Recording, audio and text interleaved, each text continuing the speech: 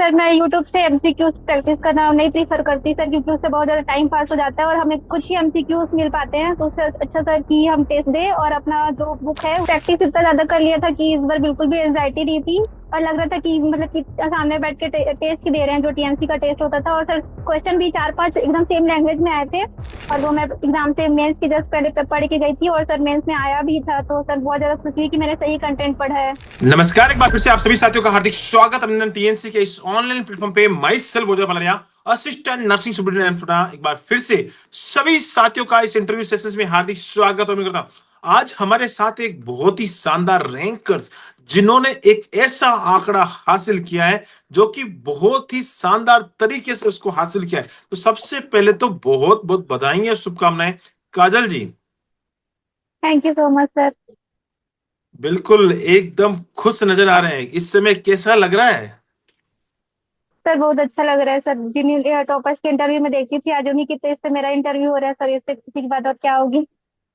बिल्कुल, हमेशा टॉपर्स के इंटरव्यू देखा करते थे, लेकिन आज खुद एक टॉपर्स बन के इंटरव्यू दे रहे हैं, बहुत ही अच्छी बात है। और जब वो टॉपर से सीखते थे तो आज सारे बच्चे आपसे सीखेंगे कि हाँ, किस प्रकार से हमें मेहनत करनी है, किस प्रकार से हमें आगे जाना है। ये सारी जर्नी आप बच्चों के साथ शेयर करने वाले हैं। तो सबसे पहले इस इंटरव्यू की जो शुरुआत है वो करने वाले हैं आपके अपने इंट्रोडक्शन से।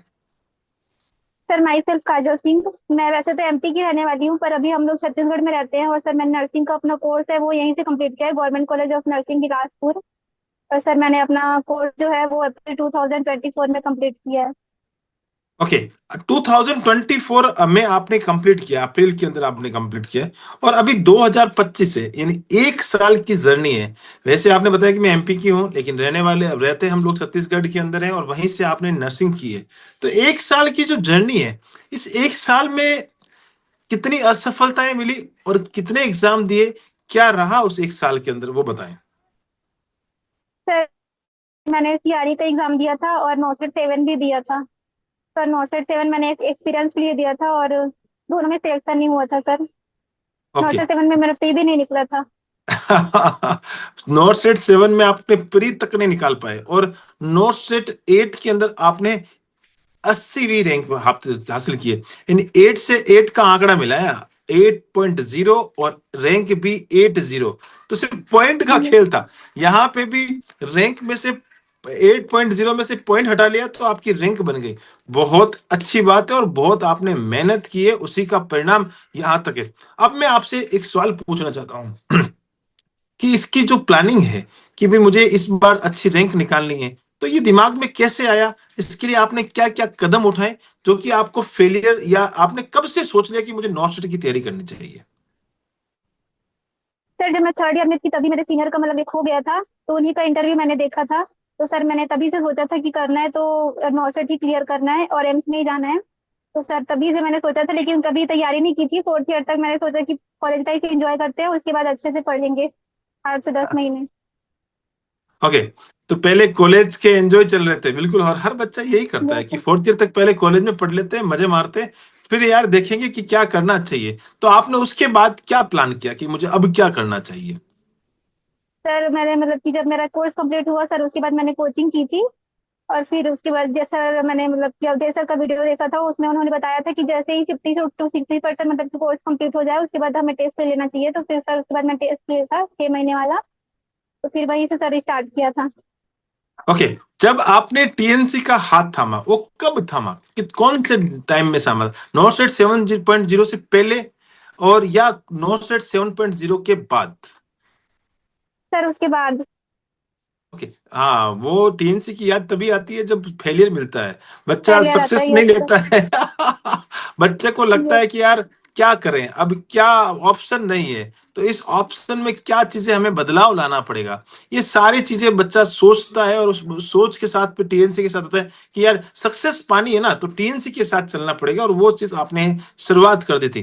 तो टीएनसी के साथ जब आपने कंटिन्यूसली स्टार्ट किया था, जब पहला आपने क्लास स्टार्ट लिया था या पहला जो आपने एग्जाम दिया था, कौन सी रैंक आई थी? सर मेरा 3,000 से 4,000 के बीच में आया था।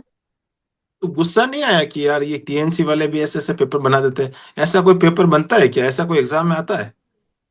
सर शुरू शुरू में लगा था कि ये पेपर अलग ही आ रहा है, ऐसा तो हमने कुछ पढ़ा भी नहीं है ऑफलाइन में। तो सर फिर मतलब कि मैंने टॉपर्स के इंटरव्यू देखे थे, उसमें सारे यही बताते थे कि उनका रैंक पहले शुरू में मतलब कि लास्ट में ही आता था, और फिर धीरे धीरे वो इम्प्रूव करते थे। तो सर मैंने भी ऐसा ही सोच लिया था कि स्टार्टिंग में मुझे बिल्कुल भी रैंक पे ध्यान नहीं देना है, मुझे अपने मिस्टेक्स पे काम करना है। अगर मैं अपने मिस्टेक्स पे काम करूंगी तो सर अपना रैंक अपने आप इंप्रूव होगा। बहुत ही अच्छी बात बताइए कि सबसे पहली बात, सबसे अच्छी बात आपने टॉपर से यही सीखी है कि टॉपर्स हमेशा ये बोलते हैं कि मेरी रैंक खुद पीछे आ रही है टीएनसी में, और धीरे धीरे हमने मिस्टेक पे काम करना शुरू किया तो धीरे धीरे हमारा इंप्रूवमेंट हुआ। बच्चा यहीं पे गलती करता है, सबसे बड़ी गलती यहीं पे करता है कि बच्चा जब शुरुआत करता है ना, हर एक काम को जब हम शुरुआत करते हैं तो सबसे बड़ी जो समस्या है ना वो शुरुआत में आती है, और उस शुरुआत की समस्याओं को बच्चा जो फेस कर गया उसी को ही आगे जाकर आसानी से सफलता मिलती है। लेकिन बच्चे क्या करते हैं कि बच्चे को थोड़ा सा भी ना कष्ट नहीं होना चाहिए, बच्चे को थोड़ा भी रैंक पीछे जाता था, अरे यार मैं तो इतना पढ़ा हूं, ये पेपर ही गलत होंगे, ये चीजें होगी, ये ऐसे फीलिंग आती है। लेकिन ऐसा नहीं है। टीएनसी एक्सपर्ट्स जब एग्जामिनर के माइंड से क्वेश्चंस लेके आती है तब वो थोड़े से हार्ड होते हैं। ऐसा नहीं है कि हाँ आपने पढ़ रखा वही चीजें सब एग्जामिनर पूछ लेगा, ऐसा नहीं है। जो आप बहुत हटके चीजें पूछता है और वही चीजें टीएनसी जब पूछती है तो आपको पसीना आता है, और उस पसीने की जो जो पसीने की बूंदों को अपने चमकाने में कोशिश करते हैं उसका सिलेक्शन हो जाता है। अब मैं बात करता हूं टीएनसी के बारे में। टीएनसी के साथ आप लगातार एग्जाम दे रही थी, गलतियां हो रही थी, मैंने जैसा आपने बताया कि मैंने गलतियों पे काम किया, तो उस गलतियों पे आपने कैसे काम किया? सर इसके लिए मैं बोलूंगी कि मतलब कि टॉपर्स के इंटरव्यू देखे थे, उसमें उन्होंने बताया था कि वो मतलब कि कॉपी को पोर्शन वाइज डिवाइड कर लेते थे, सब्जेक्ट वाइज। उसमें मतलब कि उस सब्जेक्ट से रिलेटेड जितना भी मिस्टेक्स होता था उसको उसमें नोट करते थे। सर मैंने भी ऐसे ही किया था, मैंने कॉपी को डिवाइड कर लिया था सब्जेक्ट में, फिर वो जितने भी मिस्टेक्स होते थे मैं उसको वहां नोट डाउन कर लेती थी मिस्टेक बुक में अपने। और फिर सर उसका जब थ्योरी रिवाइज करती थी साथ में सर मैं अपने मिस्टेक बुक भी रिवाइज करती थी और फिर टेस्ट देती थी सर। तो ऐसे करते करते धीरे धीरे अपना रैंक इंप्रूव हुआ। ओके। बहुत सारी चीजें ऐसी टीएनसी में आपको मिलती है जो आपकी थ्योरी में पढ़ाई नहीं गई हो, या आपके यस थ्योरी में सर। मिस हो, क्योंकि पर डे अपडेट चलता है। थ्योरी आप एक बार पढ़ लेते हैं तो उसके बाद नए नए अपडेट आते रहते हैं, तो यस नोट्स सर। को भी अपडेट करते रहना पड़ता है। और टीएनसी पर डे अपडेशन पे चलती है, हमेशा अपडेट करती है, नई नई चीजें ऐड करती है, नई नई चीजें आपके लिए लेके आती है। तो ये सारी चीजें, जब नई नई चीजें आपको नोट्स में ऐड करने को मिलती है, मिस्टेक सुधारने का मौका मिलता है, तभी जाके सिलेक्शन होता है। और हर बार नौ सेट पैटर्न चेंज करता है, उस पैटर्न के अनुसार भी आपको मेहनत करना पड़ता है। अब मैं आपसे एक चीज यस सर। पूछना चाहता हूं कि जब आप रोजाना एग्जाम दे रहे थे, कभी कभी पीछे भी रैंक आई होगी, कभी कभी अच्छी भी रैंक आई, तो सबसे खराब रैंक कौन सी आई, सबसे अच्छी रैंक कौन सी आई? सर सबसे अच्छी रैंक तो सर मेरी रैंक 1 आई है, 5 बार आई है। और सबसे खराब रैंक सर 35,000 ऐसा कुछ आया था उस समय। सर मैं मतलब टेस्ट देते देते सो गई थी, तो सर इस वजह से फिर उस दिन अच्छा नहीं पेपर, आया था। पेपर खतरनाक ही होगा कि भाई जबरदस्त पेपर यस होगा। उस सर। दिन पेपर देते देते ही नींद आ गई कि अरे भाई ये पेपर तो मेरे बस की यस बात नहीं सर। है। और उस दिन सबसे खराब रैंक आया था। और सबसे अच्छी बात है कि मेरा 5 बार ऑल इंडिया फर्स्ट रैंक पहले भी आ चुका है। टीएनसी के अंदर मैं यस पांच सर। बार टॉपर्स रही हूँ, और वही नतीजा है। एवरेज रैंक कितना रहता था आपका? हमेशा एक एवरेज में रैंक मानूं कि इसके बीच से लेके इसके बीच सर मैं हमेशा रैंक लेके आती थी। यस सर पिछले 2 महीने से सर जो अंडर 30 वाला जो लिस्ट आता था ना सर, उसमें मेरा मैक्सिमम रैंक मतलब कि नाम रहता था। और फिर सर ऐसे अंडर 100, 100 में तो रहता ही था सर। ओके, अंडर 100 में हमेशा नाम रहा है, और वही चीज आज नो सेट के अंदर भी रही है, अंडर 100 में नाम रहा है। अब मैं यस जैसे बात करता हूं कि एंजाइटी, हर बच्चे को एंजाइटी रहती है, और पहली पहली बार है, आपका भी पहली पहली बार एग्जाम देने का मौका था। पिछली बार आपने दिया था वो तो जस्ट एक्सपीरियंस था, और इस बार रहता है प्रेशर, तो रहता है कि यार मैं इस बार मेरे पास रजिस्ट्रेशन भी है, और मैं रजिस्ट्रेशन के बेस पे पहली बार एग्जाम देने जा रही हूँ, और इस एग्जाम को निकालना ही निकालना है। तो उस प्रेशर को कैसे हैंडल किया कि यार कैसे मैनेज किया अपने आप को? सर एग्जाम से जस्ट पहले आपने रिपोर्ट भी भेजा था ना, उसमें मतलब कि हमेशा मतलब ग्रीन जोन में ज्यादातर रही हूँ, तो सर उससे मतलब कि एंजाइटी थी जो मैं नहीं कर पाऊंगी वाला, वो रिलीव हो गया था सर। और साथ में मतलब कि एंजाइटी करेंगे तो ऐसे भी जो निगेटिव था वो ज्यादा ज्यादा हो जाता, तो सर सोचा था कि इस बार इस बिल्कुल भी एंजाइटी नहीं लेना है और बिना एंजाइटी के एग्जाम देना है। वैसे ये जो एक रिपोर्ट कार्ड है, टीएनसी पूरा एनालिसिस यस। करती है, और रिपोर्ट कार्ड भेजती है। और उस समय मैंने आपको एक वीडियो भी शेयर किया था कि काजल आने वाले यस सर। समय में आप रैंकर्स बनने वाले हैं। यस और सर। अवधेश सर का भी वीडियो आया था और मेरा भी आपके पास एक वीडियो पहुंचा था। और वो बिल्कुल यस सर। सटीक एनालिसिस है। जितने बच्चों ने हमने पहले ही रैंकर्स घोषित कर दिए थे, वो एक एक बच्चा सिलेक्शन लेके निकला है। क्योंकि हम लोग उन पे मेहनत करते हैं, हमें पता है कि ये बच्चा मेहनत कर रहा है। ये मेहनत बच्चा, जो बच्चा लगातार जो मेहनत करता है, उसका प्रोग्रेस रिपोर्ट कार्ड बता देता है कि ये बच्चा आगे आके रैंकर्स बनेगा। और वही चीजें इस बार भी हुई है। और हम जो जो बच्चों को हमने बताया था कि भाई तुम्हारा ये चीज करने से ये चीजें होगी, वो ही चीजें हुई है। जो जो बच्चों को हमने गाइडेंस प्रॉपर वे में कंटिन्यूसली दिया है, उसका सिलेक्शन 101% हुआ है। अब मैं जानना चाहता हूं, एक जैसे कि आप पेपर देने गए थे और एग्जाम हॉल में बैठे थे, तो कैसा लग रहा था कि यार कुछ नया है, कुछ नई जगह पे आ गए हैं, या टीएनसी का पेपर चल रहा है, ये क्या कैसी फीलिंग आ रही थी? नहीं सर, मतलब प्रैक्टिस इतना ज्यादा कर लिया था कि इस बार बिल्कुल भी एंजाइटी नहीं थी। और लग रहा था कि मतलब कि सामने बैठ के टेस्ट ही दे रहे हैं, जो टीएमसी का टेस्ट होता था। और सर क्वेश्चन भी चार पांच एकदम सेम लैंग्वेज में आए थे। और सर इमेजेस भी आए थे। और सर मतलब कि बस क्वेश्चन के लैंग्वेज, बाकी के क्वेश्चन के लैंग्वेज बस चेंज थे, बाकी तो सर सेम ही था, टेस्ट ही था सर पूरा। ओके। सेम ही टेस्ट था, तो लैंग्वेज तो same to yes same sir. हो नहीं सकती, क्योंकि जो हो क्वेश्चन नहीं मैं सकती बनाता सर। हूँ, जैसे क्वेश्चन मैं यस बना सर। रहा हूँ वो क्वेश्चन आप भी बनाओगे, तो लैंग्वेज में थोड़ा बहुत डिफरेंस रहता है। लेकिन उसमें यस। पूछना क्या चाह रहा है, क्या चीज कंसेप्ट है, वो टीएनसी से बाहर कभी कॉन्सेप्ट सेम आ था ही नहीं सर। सकता। वो ही yes. Same to same match करने को मिलेगा। और इसीलिए सबसे ज्यादा ऑल इंडिया फर्स्ट रैंक इस बार टीएनसी से निकला है, थर्ड रैंक निकला है। यस और सर। टॉपर्स हर बार टीएनसी से निकलते हैं, क्योंकि टीएनसी मेहनत पे भरोसा करती है, क्वालिटी कंटेंट पे भरोसा करती है। अब मैं आपको वीडियो रेस्टर्स के बारे में पूछना चाहता हूं, जो कि हम लोग क्वेश्चंस के जस्ट नीचे में एक वीडियो रेस्टर डालते थे। तो वो उसका क्या योगदान है आपकी लाइफ में?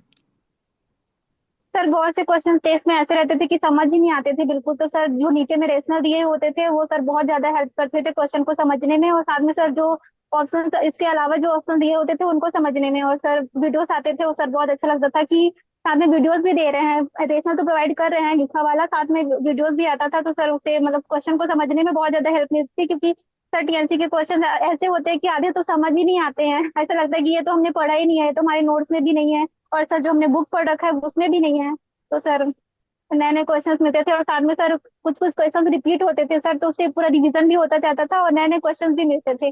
उससे सर नॉलेज गेन करने में बहुत ज्यादा हेल्प मिली सर। ओके, मैं आपकी सक्सेस के अंदर, इस सक्सेस के अंदर मैं अगर पूछूं कि दो चीजें हैं, थ्योरेटिकल पार्ट भी रहा है और साथ में टेस्ट सीरीज का प्रैक्टिस भी रहा है, तो दोनों का रेशियो पूछो कि भाई मुझे बताओ कि बहुत सारे लोग ये बोलते हैं कि सर थ्योरी पढ़ने से सिलेक्शन हो जाएगा, थ्योरी पढ़ने से सिलेक्शन हो जाएगा। तो मैं आज टॉपर से जानना चाहता हूं कि आपकी लाइफ में इन दोनों का क्या रेशियो है? सर रेशियो तो मैंने आपका वाला ही फॉलो किया था सर, 20% थ्योरी, 80% एमसीक्यूज। तो सर मैं एमसीक्यूज पे ज्यादा जोर दूंगी, क्योंकि एमसीक्यू ही आएगा सर एग्जाम में, और हमें एमसीक्यू लगाने होते हैं। तो सर जितने भी मिस्टेक्स होता है वो हमें क्वेश्चन एमसीक्यू लगाने से ही पता चलता है सर। तो 80-20 का रेशियो सर आपका फॉलो किया था मैंने। तो आज मैं उन सभी लोगों को बता देना चाहता हूं जो बच्चे थ्योरी पे स्टिक हो गए हैं। वो बच्चे, कुछ बच्चे ऐसे बोलते हैं ना, थ्योरी पढ़ लिया सर, मैंने यहां से थ्योरी पढ़ लिया, हमें तो थ्योरी पढ़ने से ही हो गया। भैया थ्योरी पढ़ने से सिलेक्शन नहीं होता, मैं फिर से बोल रहा हूँ, थ्योरी पढ़ने से सिलेक्शन नहीं होता है। और गलती से भी हो गया तो बहुत पीछे तक रैंक आती है। थ्योरी को इंप्लीमेंट करना आना चाहिए। थ्योरी आपने पढ़ा है तो उसको इंप्लीमेंट कैसे होगा? जो टॉपिक मैं आज भी बोल रहा हूँ, कोई बच्चा मुझे पूछता है कि सर मैंने ये पढ़ लिया, मैंने कहा ये बता कि तेरा सबसे बेस्ट टॉपिक कौन सा है। बच्चा बोलता है सर मेरा सबसे बेस्ट टॉपिक सीपीआर है। लेकिन मैंने उसको बोलता हूँ कि तू सीपीआर का पेपर देख, पहले सीपीआर का पेपर दे, और उसके बाद बता कि तुम कितना बेटर पढ़ चुके हो, उसके अंदर तुम्हारी रैंक क्या आती है। फिर अपने आप को आके कि सच में तुमने जो पढ़ रखा है, तुम उस जो टॉपिक को सबसे बेस्ट मान रहे थे, वो टॉपिक सच में तुम्हारा बेस्ट है या नहीं है। क्योंकि हवाबाजी सिर्फ एंड खुद को महान मान लेना, वो बिल्कुल भी कतई सही नहीं है। कंपटीशन के अंदर आपको साबित करना पड़ेगा कि हाँ मैंने ये टॉपिक पढ़ रखा है और ये टॉपिक मेरा सबसे बेस्ट है। तो आपको वहां पे टॉपर्स बन के दिखाना पड़ेगा, आपको टॉपर रैंक लाके दिखानी पड़ेगी। तभी आपको पता लगता है कि हाँ सच में ये बहुत ही अच्छा मैंने मेहनत कर रखी है। मैं वीडियो एमसीक्यू के बारे में बात करना चाहता हूँ, जो अवधेश सर की जो आप एडवांस सीरीज आपने देखा है, कैसी लगी और कैसा एक्सपीरियंस रहा उसके बारे में? सर बहुत अच्छा लगा। मतलब सर से पढ़ने से पहले सर मुझे मौजूद भी बिल्कुल भी समझ नहीं आता था। सर ने बहुत अच्छे से मोस्टली को एक्सप्लेन किया, साथ में सर एक्स्ट्रा पॉइंट भी बताते थे, वो सर मैंने बन गए थे सर उसके। और वो मैं एग्जाम से मेंस की जस्ट पहले पढ़ के गई थी और सर मेंस में आया भी था, तो सर बहुत ज्यादा खुशी हुई कि मैंने सही कंटेंट पढ़ा है। ओके, बहुत अच्छी बात है। एडवांस सीरीज का इफेक्ट आपकी जिंदगी में देखने को मिला है कि वही कंटेंट यस। एग्जाम में आया तो उसका बहुत बड़ा फायदा मिला है। सोशल मीडिया इस समय सबसे ज्यादा हैवी है। इस समय सोशल मीडिया का प्रभाव सबसे ज्यादा रहता है। और लड़कियों के लिए तो इंस्टाग्राम फैन है। अगर रील नहीं चलाए तो खाना नहीं खा पाए। तो भैया, तो कैसे अपने आप को मैनेज किया कि कितने दिन हो गए रील डाले हुए, कितने दिन हो गए इंस्टाग्राम पे पोस्ट किए हुए? सर जब से मैंने तैयारी स्टार्ट की थी सर, तब से मैंने सोच लिया था कि इंस्टाग्राम चलाना नहीं है, मतलब कोई भी ऐसा सोशल मीडिया चलाना नहीं है जिससे सर टाइम वेस्ट हो, सर अपना पूरा टाइम एग्जाम मतलब की पढ़ाई में ही देना है। तो सर मैंने डिलीट कर दिया था सब चीज। ओके, तो एक चीज तो रखी होगी जिसका नाम है यूट्यूब। वो तो बच्चा मुझे नहीं यस लगता सर, कोई डिलीट यूट्यूब पर करता अच्छा। है। यूट्यूब तो सबके यस पास सर। रहता है क्योंकि उसमें इंफॉर्मेशन भी आती है। तो यूट्यूब पे भी बहुत हजारों चैनल्स हैं। जैसे सुबह 6 बजे से शुरुआत होती है और रात को 12 बजे तक लोग लाइव चलते हैं। बड़ी बड़ी मैराथन लेते हैं और उस मैराथन में भले ही आधे घंटे का कंटेंट रहे, लेकिन बातें बहुत लंबी लंबी करते हैं। तो उस चीजों को आपने किस प्रकार से मैनेज किया कि मन तो ललचाए? बहुत सारी चीजें होती है ना कि वहां पे यार सब लोग, इतने लोग देख रहे हैं, ये से कमेंट हो रहे हैं, ए बी बी का जमाना चल रहा है। तो आपको नहीं लगा कि मुझे भी जाके कमेंट करना चाहिए, या फिर फोकस किया कि नहीं मुझे तो क्वालिटी कंटेंट ही पढ़ना है? सर मैं यूट्यूब से एमसीक्यूज प्रैक्टिस करना नहीं प्रीफर करती सर, क्योंकि उससे बहुत ज्यादा टाइम पास हो जाता है और हमें कुछ ही एमसीक्यूज मिल पाते हैं, तो उससे अच्छा सर कि हम टेस्ट दें और अपना जो बुक है उससे एमसीक्यू प्रैक्टिस करें। तो सर यूट्यूब तो मैंने नहीं देखा था एमसीक्यूज के लिए। ओके, तो मैं टॉपर से जानना चाहता हूँ कि आपने ज्यादा यूट्यूब पे भरोसा नहीं किया। आप सीधा सीधा फोकस किया कि मुझे क्वालिटी देखनी है, जितना अच्छा है कि मैं इतना उतना टाइम वहां दूंगा तब तक तो मैं यहाँ पे पूरा कंप्लीट कर लूंगा। यस मैं सर। इससे अच्छा तो एडवांस रेट देख लूंगा, वीडियो एमसीक्यू बेस देख लूंगा और मेरा बेड़ा पार हो यस। जाएगा। बहुत अच्छी बात बताई। अब मैं जानना चाहता हूँ कि टॉपर्स ने प्रीलिम्स के अंदर कितने क्वेश्चन अटेम्प्ट किए, मेंस के अंदर कितने क्वेश्चन अटेम्प्ट किए, कितने सही कितने गलत? सर प्री में मैंने 81 अटेम्प्ट किए थे, जिसमें सर मेरा 64 सही था और 17 गलत हो गया था। और मेंस में सर मैंने 139 अटेम्प्ट किए थे, जिसमें सर मेरा 24 रॉन्ग हो गया था। सैल्यूट है आपकी एक्यूरेसी को। देखो ये यस। ये है ना, ये बच्चे बोलते हैं ना कि सर पहली बार में सिलेक्शन नहीं हुआ था, 2 बार, पहली बार मान लो कि ये पहली बार तो एक्सपीरियंस था और पहली बार ही मैं तो इस एग्जाम को पहली बार मानूंगा कि पहली बार में एग्जाम दिया और इतनी बड़ी रैंक कैसे हासिल कर लिया। तो आज काजल से सीखने वाली बात है। मैं सारे बच्चों को, इस इंटरव्यू को जो भी देख रहा है ना, मैं सारे बच्चों को बोल रहा हूं कि इससे सीखने वाली बात है, क्योंकि देखो कितनी अच्छी बात है नाप तोल के क्वेश्चन करना। और ये चीज मैंने पहले ही बताई थी, वो मैंने आपको एक दिन पहले सेशंस लिया था, उसमें मैंने पहले ही आंकड़ा दिया था कि 130 तो 150 और 140 तो जाना ही जाना है। बड़ा सोच विचार के डिसीजन लेना होता है, और वो डिसीजन आपने लिया था और 139 क्वेश्चन अटेम्प्ट करके आए। ये आपके जो विवेक है, जो आपकी जो ताकत है, वो बहुत ही अच्छी है और उसी का परिणाम आज आपको देखने को मिला है। अब मैं जानने की कोशिश करूंगा कि जब रिजल्ट आया या रिजल्ट आने की उम्मीद थी, एग्जाम हॉल से जब आप बाहर निकले, तो लगा था कि यार इस बार रैंकर्स बन जाएंगे? सर रैंकर बनने की तो उम्मीद नहीं थी, पर सर लग रहा था कि हाँ मैंने अच्छे कुछ मतलब कि लग रहा था कि जो मैंने अटेम्प्ट किया वो सर सही है, तो हो तो जाएगा, लेकिन सर रैंकर्स बन जाऊंगी इतना नहीं पता था। उम्मीद तो नहीं थी, लेकिन हमें तो उम्मीद थी कि आप यस रैंकर्स सर। बनेंगे। और वो उम्मीद हमने पहले ही बांध ली थी, एग्जाम में जाने से पहले ही आपको रिपोर्ट कार्ड भेज दिया था कि काजल इस बार तुम बहुत अच्छा करने वाली हो और बहुत ही अच्छी रैंक लेके आने वाली हो। अब मैं एक चीज जानना चाहता हूँ और एक बहुत ही जबरदस्त बात है, कौन कौन सी ऐसी बुक्स हैं जो आपको इस जर्नी तक लेके आई है, आपकी हेल्प की है? सर मैंने मोस्टली पढ़ा था एडवांस सीरीज से, और सर मैंने पीआर पढ़ा था, टारगेट हाइट तो मैंने नहीं पढ़ा था। और सर एंकलेस का जो पीछे वाला क्वेश्चन था वो क्वेश्चन मैंने सारे किए थे सर, थ्योरी मैंने उससे नहीं पढ़ा था। तो सर बस यही ओके, 3 बुक पढ़ी थी मैं। बहुत ही कम मैटर। टीएनसी है तो बुक पर इतना तो टेंशन ही नहीं है। Yes sir. और वो भी मोस्ट भी तो आपने एडवांस सीरीज से ही पढ़ी है। तो मुझे लगता है सिर्फ पीआर यादव आपकी लाइफ का एक पार्ट रहा है, उसके बाद तो टीएनसी ही यस सर। पूरा पार्ट रहा है और उसी की वजह से आज आप यहाँ तक हैं। टीएनसी के साथ आप लगातार मेहनत किए तो उसका परिणाम आज आपके साथ है। लास्ट में मेरा एक सवाल है और बहुत ही इंपॉर्टेंट सवाल है, सारे बच्चे आपसे जानना चाहेंगे, जितने भी बच्चे इस समय छत्तीसगढ़ से देख रहे हैं, आपके जूनियर्स देख रहे हैं, जीकॉन के बच्चे देख रहे हैं, और साथ ही साथ बहुत सारे बच्चे इस समय आपको फॉलो कर रहे हैं कि हाँ काजल यार तुम तो एक 80 रैंक लेके आ गई, बहुत बढ़िया रैंक है, और इस रैंक के साथ आपने तो अपना सपना पूरा कर लिया, जो सपना आपने देखा था वो भी एम्स मिल जाएगा। तो अब तो आपके और पेमेंट भी 80,000 मिलने वाला है, 80,000 की मालकिन बन चुकी है। तो ये सारा काम आपने कर लिया, आपने दूसरों का इंटरव्यू देखा और आपने फॉलो किया, और आप रैंकर्स बन के फिर से इंटरव्यू दे रही है। क्या सजेशंस देना चाहेंगी सारे बच्चों को, क्या कहना चाहेंगी कि यार ये कर लो, ये चीज तो मस्ट है, ये चीज तो आपको करनी करनी है, जिससे आपको सिलेक्शन क्या टॉप रैंक्स मिल जाए। सर मैं दो पॉइंट यहाँ मतलब कि मेंशन करना चाहूंगी सर, कंसिस्टेंसी और रिवीजन। जब मैंने एडवांस सीरीज देखा था सब सर अवधेश सर ने सबसे ज्यादा रिवीजन पे फोकस किया था, तो सर मैं भी यही बोलना चाहूंगी कि रिवीजन पे सबसे ज्यादा फोकस करना है, अपनी कंसिस्टेंसी मेंटेन करना है और रोज टेस्ट देना है सर प्रैक्टिस से, क्योंकि अपना निगेटिव मार्किंग कम होगा और उसी से सर रैंक भी आएगा सर। तो सर मैं यही बोलना चाहती हूँ सबको, और जो भी मतलब कि नॉट 9 की प्रिपरेशन कर रहे हैं सबको ऑल द बेस्ट। बहुत ही अच्छी बात बोली और बहुत जबरदस्त बात बोली है कि आपने अवधेश सर की बात को यहाँ पे प्रायोरिटी पे रखा है कि consistency is the key to success. Consistency रखना है, यस। लगातार रोजाना टीएनसी के साथ पेपर देने हैं। ऐसे नहीं कि हाँ एक दिन दे दिया 2 दिन दे दिया, ऐसा नहीं होना, ऐसा करने से कोई बड़ा आपको यस। लक्ष्य नहीं मिलेगा, आपको रोजाना चलना पड़ेगा, फोकस करना है। जितना ज्यादा रिवीजन करेंगे उतना बड़ा आपको बेनिफिट मिलेगा। आप लगातार, आपके पास कंटेंट, बहुत सारे बच्चे होते हैं जिनके पास अच्छा कंटेंट भी होता है, अच्छा कंटेंट गैदर करके रखते हैं, लेकिन वो रखा ही रह जाता है, उसको रिवीजन नहीं हो पाता है, और अगर रिवीजन भी करते हैं तो प्रैक्टिस नहीं कर पाते। तो मैंने एक फॉर्मूला दे रखा है जिसका नाम है एलआरपी फॉर्मूला। मैं फिर से बच्चों को बता देना चाहता हूँ, लर्निंग करें, रिवीजन करें और प्रैक्टिस करते रहें। लर्निंग रिवीजन और प्रैक्टिस में बैलेंस रखें, learning revision practice, learning revision practice. जो आपने सीखा है, जो आपने नोट्स बनाए, उसको आपने फिर से आपने अच्छे से लिख दिया, लर्निंग कर ली, उसके बाद उसको बार बार रिवीजन करें, जितनी बार रिवीजन कर सकते हो उतनी बार रिवीजन करें, और साथ में प्रैक्टिस करें, और वो प्रैक्टिस आपको बहुत आगे तक ले जाएगी। इन तीनों चीजों के लिए टीएनसी आपके साथ है, पूरा थ्योरी कोर्स टीएनसी के साथ कर सकते हैं, साथ ही साथ वीडियो एमसीक्यू बैच है और टेस्ट सीरीज है, इन तीनों का कॉम्बो भी अवेलेबल है, तो आप ज्वाइन कर सकते हैं। बहुत बहुत बधाइयां, बहुत बहुत धन्यवाद। आपने बहुत सारे सजेशन दिए, अपना एक्सपीरियंस हमारे साथ शेयर किया, किस प्रकार से मेहनत किया, अपनी स्टोरी हमारे साथ शेयर की, उसके लिए भी बहुत बहुत धन्यवाद।